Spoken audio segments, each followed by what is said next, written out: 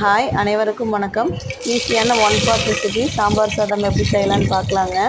First 2 tumbler அரிசிக்கு 1 tumbler துவரம் பருப்பு ஊற வச்சுருங்க. அடுத்தது எண்ணெய் விட்டுட்டு கடுகு, கடலைப்பருப்பு, 3 காஞ்ச மிளகாய், ஒரு கொத்து கருவேப்பிலை போட்டு வதக்கி விட்டுருங்க. 5 பல் பூண்டு சின்ன சின்னதாக கட் பண்ணி அதுவும் நல்லா ப்ரௌன் கலர் ஆகிற வரைக்கும் வதக்கி விட்டுருங்க.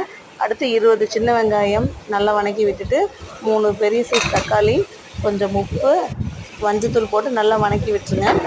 முருங்கைக்காய், கத்திரிக்காய், கேரட், பீன்ஸ், அவரைக்காய் நான் சேர்த்திருக்கேன். நீங்கள் வாழைக்காய் இருந்தாலும் சேர்த்திக்கலாம். இதை சின்ன சின்னதாக கட் பண்ணி வதக்கி விட்டுருங்க.